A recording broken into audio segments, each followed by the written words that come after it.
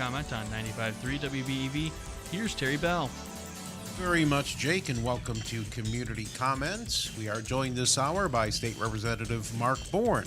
There is a lot going on, and perhaps you'd like to ask a question or make a comment. You can do that by calling or texting 920-997-9595 or giving us a call right here at the studio at 885-4446. Representative Bourne, thanks for being with us. Good morning. Good to be with you. Good to see you again. And, I hate to start things out on kind of a sour note or a downer note, but, there's just a lot going on right now that is top of mind for a lot of people, and political violence being chief among them. I didn't want, we can talk about how you feel about things in general, but specifically I wanted to ask you about how this affects us in Wisconsin.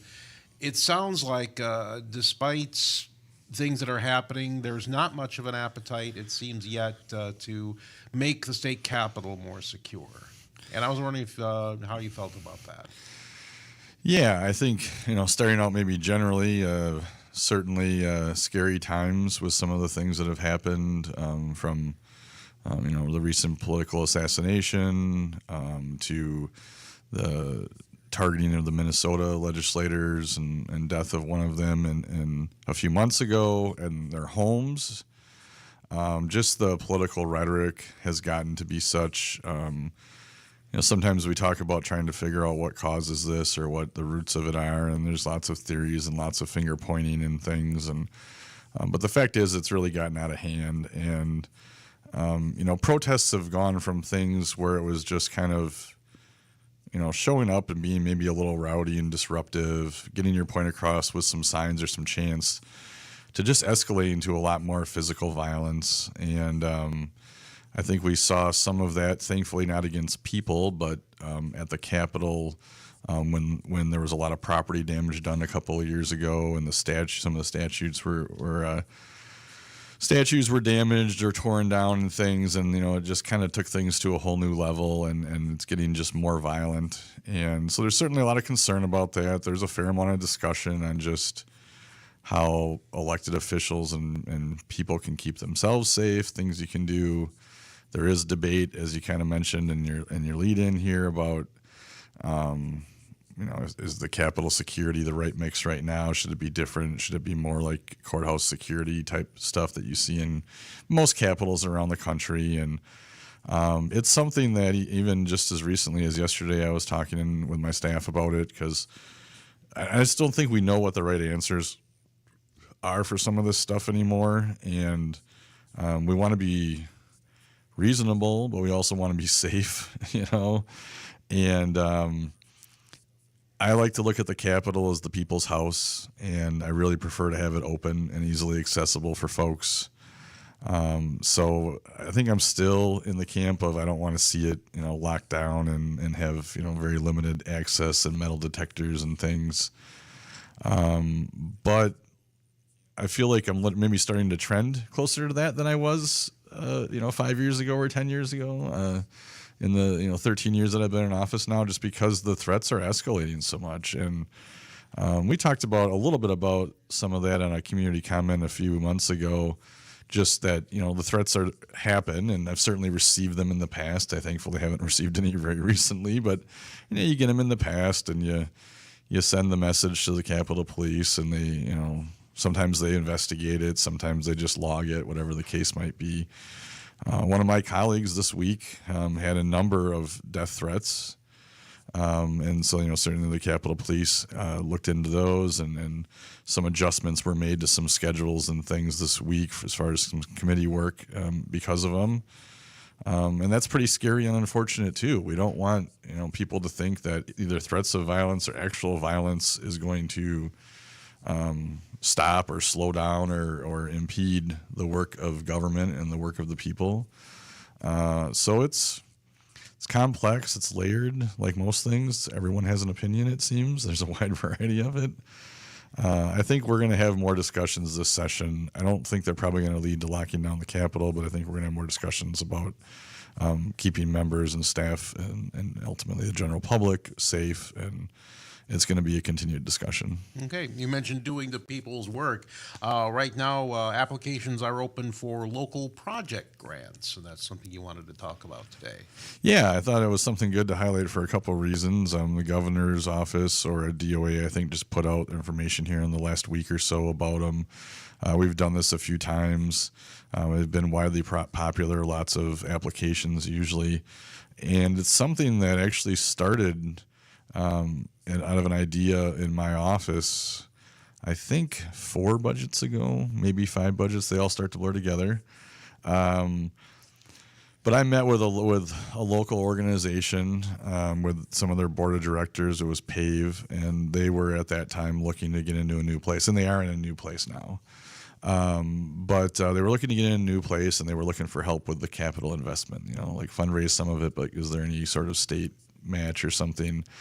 And there really wasn't at the time. A lot of the grant stuff was more transportation or trails focused through the federal government and things. And so we thought it was going to be hard to do just an earmark or a bill that just gave money to a local domestic violence shelter in Beaver Dam, because there's needs like that all over the state, right? And we weren't going to do 100 of them.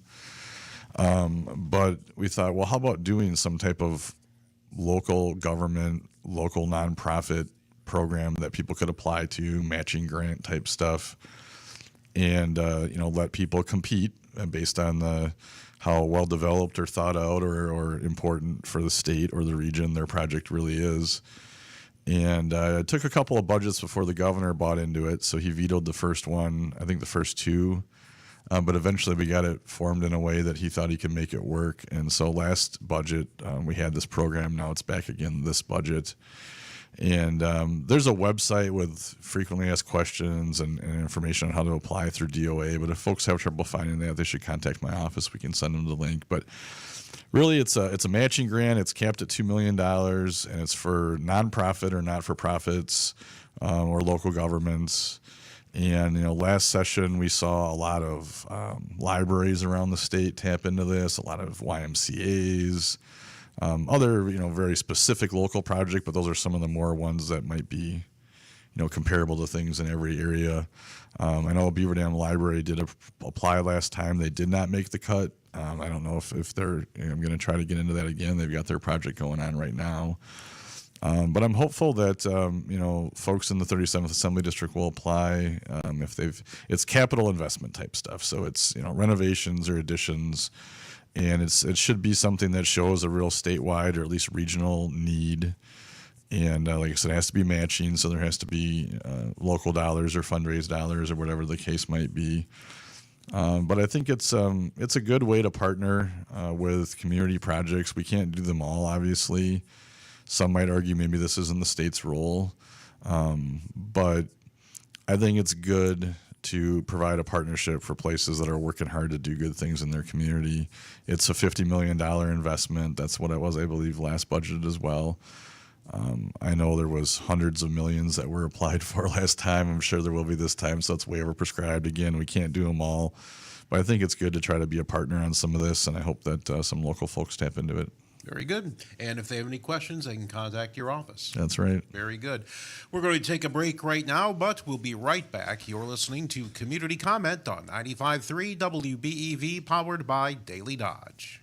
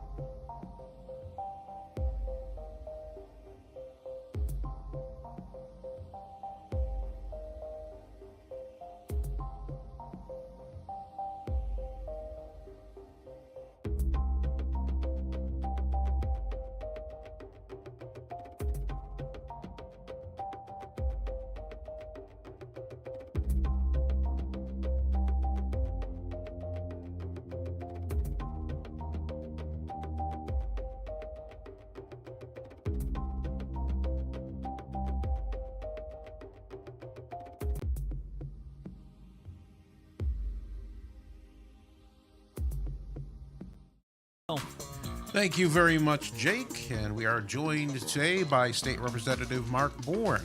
If you have a question or comment for Mark, please feel free to join the program. We have a couple of numbers for you to reach out.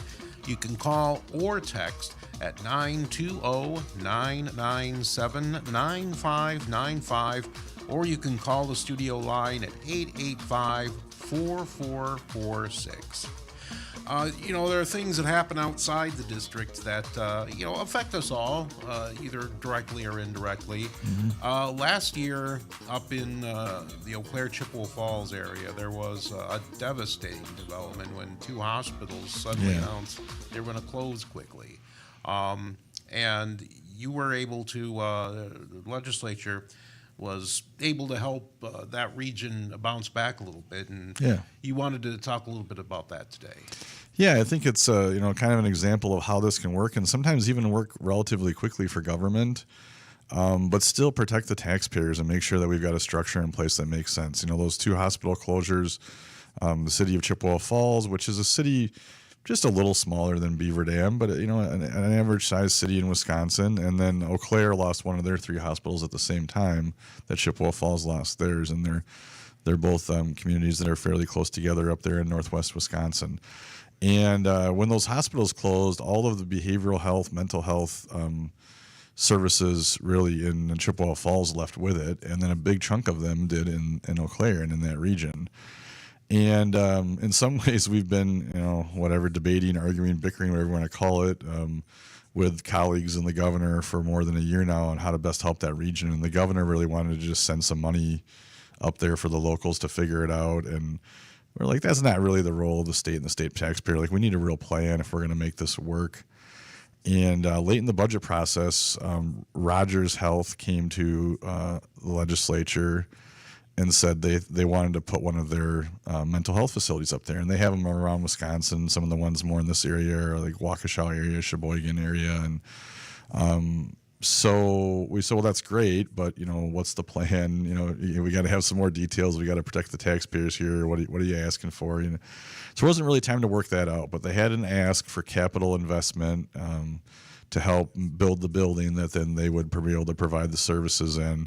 So we set money aside in the JFC supplemental account, which is a legislative account that we can kind of set money aside that we can access later if we can figure out how to make it work in the process. And so we ran a legislative bill, and the bill spelled out like what the conditions were, what kind of patients they had to see, what kind of expectations we saw in the construction, like they had to get land. Like when they first approached us, it was an idea. They didn't even have a place to build it on, right? So, they worked out a deal with the local county, got land that they're going to build it on. They developed the plan. They designed the building.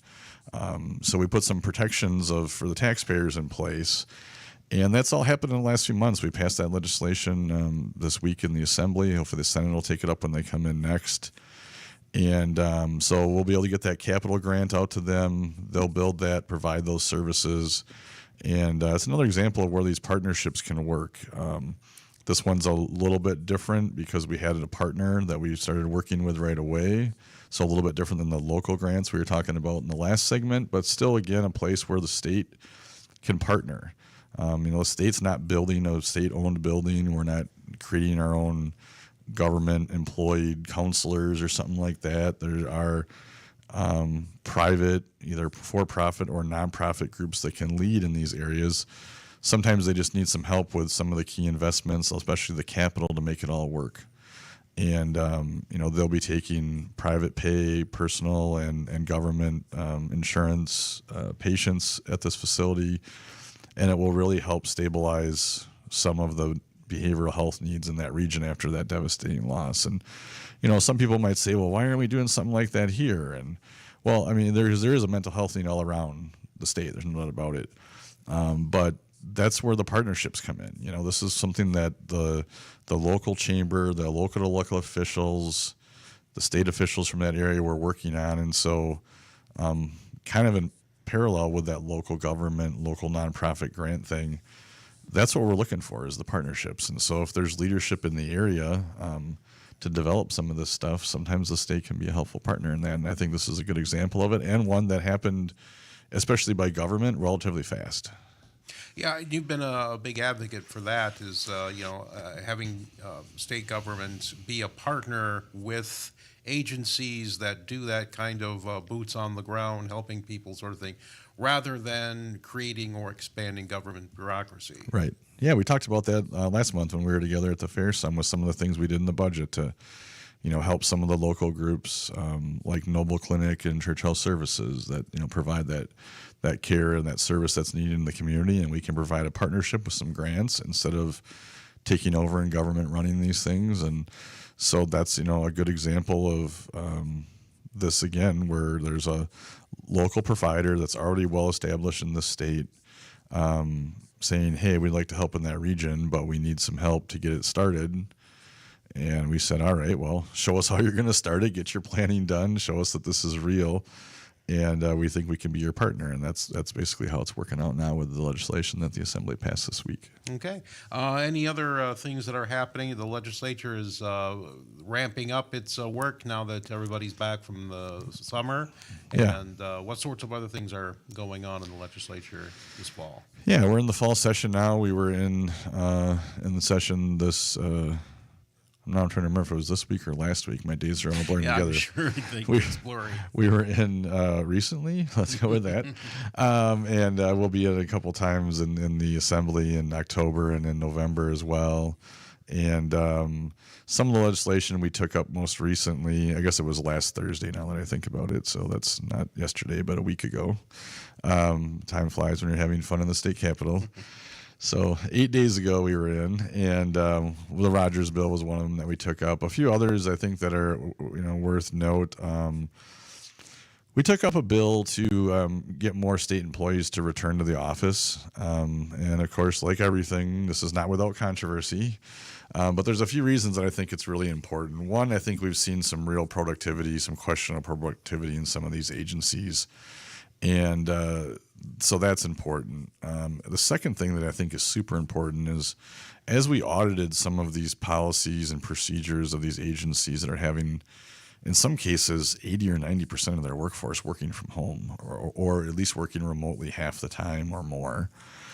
It was striking to me in the audit committee as we looked at the audits and as we talked through them with the secretaries of these agencies, how little structure or standards or oversight there was in this, because some people say, well, other companies have people work at home, and like, yeah, but if you're a private sector company, you've got somebody working at home, like you have something that you're using to track the efficiency and the metrics, right? Because otherwise your company's not going to make the funds they need to be successful. And in the case of state government, though, it doesn't work that way, right? The taxpayers just pay, and then the service is however it turns out. And I was very concerned as we were questioning department heads that oftentimes there was no policy or a very vague policy.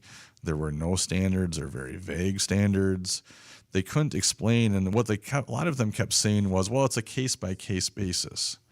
And I'm like, all right, well, that's a little concerning on its face, because most of the time you have like divisions that have multiple employees that do the same or similar things. So it shouldn't be an individual thing then if they're doing similar work. But the other thing that was concerning about that was, okay, fine, it's case by case, then give me some examples, right? If it's different for everyone, then just give me a couple of examples of how you track that and ensure the accountability and the work is being done. And time after time, they were unable to even give any examples. And so we're like, this is out of hand, and we need to reset this. So the bill says if you were not working remotely before COVID, you need to be back in the office at least 80% of the time. And, I think it's likely that the governor will veto this, and that's fine. That's part of the process. I think it's more important that we're talking about it, that people know that someone is looking at this.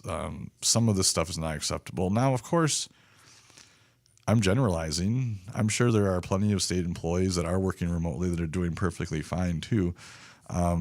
It's just hard for us to know because the accountability, the procedures, the policy, the things, the oversight is just not there, or the administration's unwilling to share it.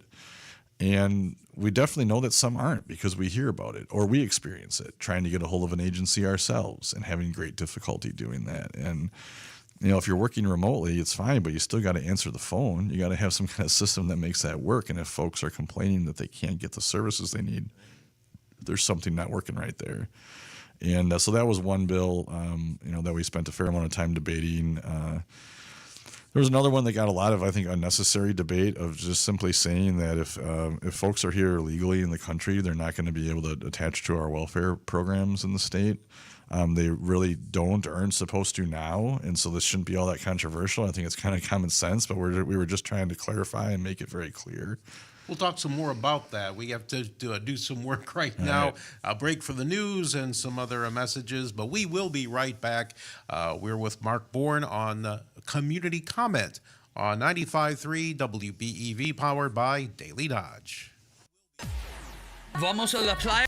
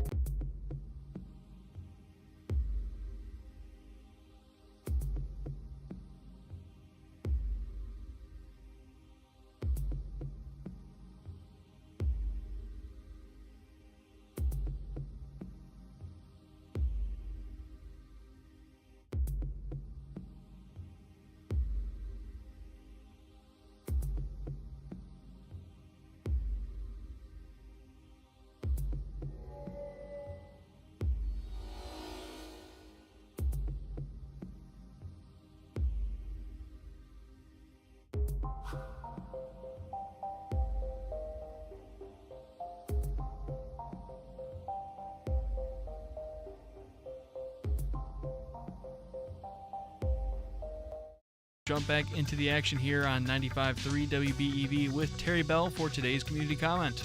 Thank you so much, Jake. We are joined this hour by State Representative Mark Bourne of Beaver Dam.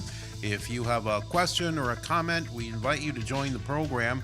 You can call us or text us at 920-997-9595 or call us at the studio at 885-4446. And before I so rudely interrupted you to go to the last break, you were talking about an issue that the legislature is addressing, and it's always part of the debate, and that is, what, if any, public assistance undocumented immigrants are eligible for. I'll let you refresh our memories, but since it's been a few minutes. Yeah, as I was saying, I mean, they're not supposed to be eligible for it now, but some states have been taking action to try to make them eligible for it. We just wanted to make clear that they should not be eligible for that in Wisconsin. The taxpayers are supporting these programs for folks that need help, getting back on track. But if you're here unlawfully, then you should certainly not be part of that program. It was pretty controversial in the debates a week ago, which is unfortunate. But it's one of those that's always amazing to me sometimes when the other side argues, well, this doesn't happen now, so this is, a solution looking for a problem. And I'm like, well, if it doesn't happen now, then let's just make sure it doesn't start, is all we're trying to say. Like, we shouldn't be opposed to that then, right? It's something that's already not occurring. Let's just tighten it up and make sure. But whatever the case is, that's something that we moved along through the assembly here a week ago. And, I think it's just common sense to do so. Okay. Another issue that's being discussed right now is, how many flags that state government ought to be displaying. I'll just assume that the intentions are good. It's an effort to show inclusion, but perhaps it's causing some unintended problems. Yeah, of course, it became super controversial like everything, but a colleague of mine brought this bill forward. I think it's really common sense. I think his heart's in the right place. And, there's so much divisiveness. Some of it we talked about at the top of the show with some of the political violence and things. And we just feel like government buildings shouldn't be the places where the government is making political statements. It's fine for a protester to show up with a flag or a sign. That's not what this is about. This is what's flowing over government buildings. So it would be applied to state, but well as local government buildings. But all we're saying is just official government flags should be what's flowing. And the stuff that's for political statements should be left to private use. And I don't know, I understand why it's controversial because the governor's been flying the pride flag and people think it's all about that. And I mean, obviously that's part of why the discussion came up, but it's about not angering and turning off and creating this divisiveness with the taxpayers in general.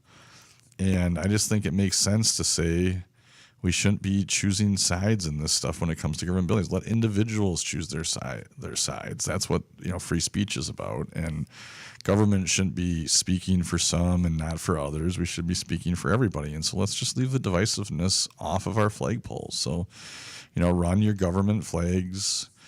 Military flags are under federal code, so they're government flags. So you can still be able to fly a branch of the military or a POW flag and things like that.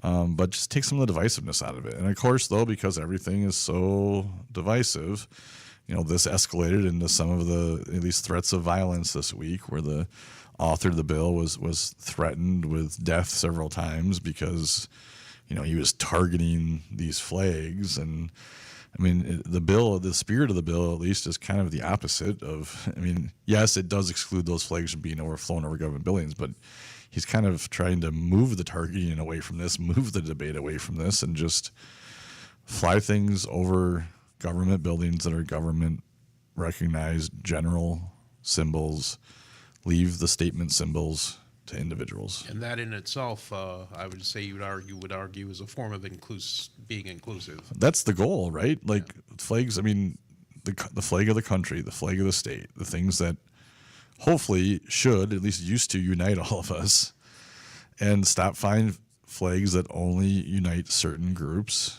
when it comes to government property. Now, you can bring your flag onto that government property and protest, and things like that, but we're just not going to fly it on the government flagpole. And, that includes, I mean, the bill would include all governments, so that's local governments, schools or governments, things like that. But again, that's the taxpayers. Everyone's paying for this. So that's not where the statement should be made. The people make the statement. That's the way our system's supposed to work. That's what the First Amendment's about. The First Amendment's not about what kind of statement you can make on a government flagpole. That's quite the opposite of it. And so it's not surprising at all in our very divisive political environment that this created, a scandal of sorts, I guess, or more divisiveness. That's unfortunate. But it is unfortunate that it is just so divisive with all this stuff. And even trying to take out some of the divisiveness becomes more divisive. Sure, yeah. It's kind of ironic, actually. Yeah. Another issue that was discussed in a recent floor session, another bill, and a bill that would get rid of local prohibitions on gas-powered things such as lawnmowers, leaf blowers. Yeah. I'll let you take it from there, but that's the essence of the bill. Yeah, that's the gist of it. And it's one of those things that it's almost, sometimes I sit there and see these bills come across and I'm like, do we really need to do this? Like, is this something that government needs to weigh on? But tragically, there were communities that were trying to ban use of these things. And so we're just saying, no, the statewide standard is the market decides. It's, freedom, I guess. If you want an electric mower or blower or car, by all means, buy one, use one, buy two, it's your choice. But if you still want the gas powered mower, it shouldn't be prohibited in your local community. And it's still clear that there's benefits, pluses and minuses to both of those things and stuff. But it's really about the freedom to choose what's best for you, your family, your home, your business, whatever the case might be.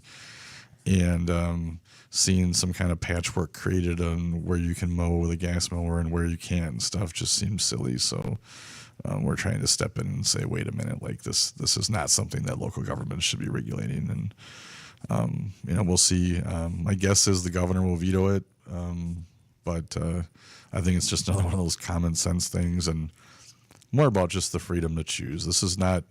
You're not harming someone else with a gas leaf blower, at least not in any significant way. And so people should be able to choose those products and the fuel that they want to use in them. What about in a case of, say, there's a community where there's an overwhelming feeling that they want to enact such a ban? I mean, wouldn't that be the local jurisdiction's right to do that? Probably even more reason why we should put this in place, in my opinion. Like, I don't think that this kind of stuff where it doesn't truly affect the masses, that the majority should be able to just force this kind of stuff on. And that's not I just don't think that's the way this kind of stuff should be. This is a nation, a state that's founded on personal freedoms. Sometimes those things pose challenges to us. Some of our constitutional protections maybe sometimes make it more challenging to operate a government or a business or even your family. But that's the foundation of our nation. And I don't think just because my neighbors don't like my leaf blower, they should be able to go to City Hall and ban my leaf blower. And so I understand there are others that feel differently. There are a lot of communities now, subdivisions with 30 pages of rules that you have to follow when you move into them. That's different. You choose to buy a house there. You know that going in. I'm not a huge fan of that stuff either, but like I said, that's something that you choose when you buy the house. And so I'm going to continue to defend personal freedom whenever possible. We're going to take a break right here. We will be right back. You are listening to Community Comment on 95.3 WBEV, powered by Daily Dodge. Good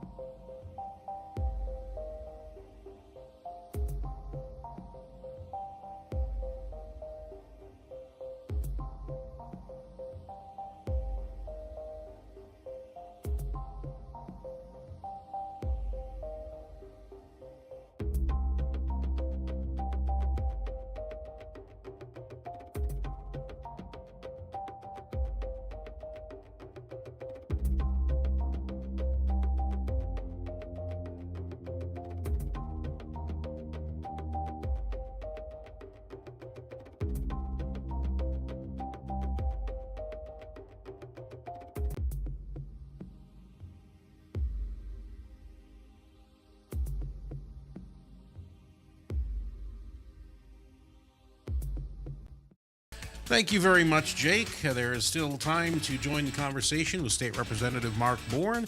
You can call or text us at 920-997-9595 or call the studio at 885-4446. And Mark, there's still plenty of work to be done in the legislature this fall. Yeah, like I mentioned, we'll be in I'm guessing probably at least 4 days in the next 2 months on the floor, and then obviously the committee work in the weeks leading up to that is what prepares things for the assembly floor. I think we'll have a few packages, some education stuff that's being developed right now, focusing more on. I think there's going to be a bill on teacher safety. There's going to be probably some stuff on like parental involvement, parents' rights, making sure that parents are comfortable with what information that they're able to access in their child's education from the schools. I think we'll have some election bills. We're still always trying to get, stronger accountability, make sure things are basically the theme has always been the same since I've been in. It's easy to vote, hard to cheat. That's always the target. And so we'll have some legislation along those lines. Probably in November, I'm guessing. In October, we have a day that's one of my favorite days in the legislature where we recognize first responder. So actually, today, I believe, is the deadline. So if folks are hearing about this for the first time, you can apply if you're listening in the 37th Assembly District through my office, or else if you're in a different district through that office. But every Assembly District recognizes first responders, so police, fire, EMS, someone from that line of work in our communities. It'll be, I think, the second Tuesday in October is when we'll be doing that. The nominations are open right now, so we've had local folks and local governments nominating people, and we'll take a look at those next week, choose someone from the 37th Assembly District. So today's the deadline. My website has a link on how you can apply, or you can contact the office if you're hearing this for the first time and you know of someone in the police, fire, or EMS services that you'd like to nominate. It can be for one heroic act, like sometimes there's a life-saving type thing or something that people want to recognize, or it could just be for a body of work. Maybe you've been a leader in the EMS for 30 years or something, and held every position in the department or something, and people think it's worthy of being recognized. We get a variety of that stuff. So that's great, and it's a great day to be able to recognize. And usually most of them are able to attend, so we usually end up with like 96 or 97 first responders out of the 99 districts that can make it down that day and be recognized. And we'll usually do some legislation that's like pro police or fire stuff that day too, some small things along those lines. And so keep an eye out for that. Obviously we always put the press out on that. I know you guys have always covered it. Last or 2 years ago, it's an every other year thing. In the odd numbered years, we recognized a firefighter from Beaver Dam. In the last one, I've also had folks from Lemira and Knowles and stuff over the years. It's always been a really great day. Usually, their families come down and stuff too, and share in the day. So that's always great. Then we also have some speaker task force. People might be like, well, what is that? Well, it's a chance where we've identified an issue or a problem, and it's a chance to develop a group of not just legislators, but the folks that work in that area.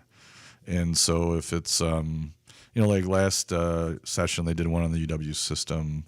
So there were some legislators, and then there were students, professors, administrators, folks that work within higher education and stuff. We're all part of the committee trying to figure out things to improve the system. So recently Speaker Vost named 4 task force. We'll see if I can remember them all. We'll give it a shot here. Right. One's focused on kids and like safety. One is focused on basically like AI and technology for government to see how we can capture this constantly changing but quickly growing thing to try to improve efficiencies and things in government. My guess is that one's going to like break the ice in this area, and there'll probably be future task force that maybe break off or expand into other areas. There's one on administrative rules, and that's something that I know we're getting close to the end of the day. Maybe next time I'm on, we should talk more about that, because there's a lot of stuff changing in the administrative rule area right now with some of the lawsuits and the way the administration's treating it a little bit differently. And so we're going to take a look at that. And then the fourth one is on elder care. Okay. Something that I know recently, I think on Community Comment, you had folks from Dodge County and talking about some of those services and stuff. That's true. And or maybe it was on the show before Community Comment, but one of the shows on the radio. I don't remember which one I heard it on, but it's a topic that comes up a lot. Yeah. Yeah. And so it's something that, I mean, aging population, retiring baby boomers, all that kind of stuff. Everybody's heard all those buzz phrases about that before. And so it's something that we want to take a deeper dive on how we're providing services, and are there better ways that state can either get involved or be partners, and some of the partnership stuff we were talking about earlier. Which is getting more important because, frankly, the population is getting older. Right, exactly. And so those are the 4 task force, and so they will be meeting in depth. They're getting fully named members of them right now. The chairs were named when they were announced, and now they're adding people from the private sector and things that specialize in those areas. And they will meet a lot between now and the end of the year. Some of them will probably meet weekly to dive into this stuff, and then develop ideas, solutions, and bills ultimately that can come to the floor then when in what we always call the spring session, but really is in January, February, and March. So I'm not entirely sure why we call it the spring session when it's really in the heart of winter in Wisconsin. Yeah, but anyway, they'll be preparing bills for our January and February sessions, and that'll be a lot of the focus there. Very good. I'm afraid we are out of time, but Mark Bourne, want to thank you for coming with us. It's been an hour well spent. Always good to be here. We'll see you next month. You've been listening to Community Comment on 95.3 WBEV, powered by Daily Dodge. Okay, so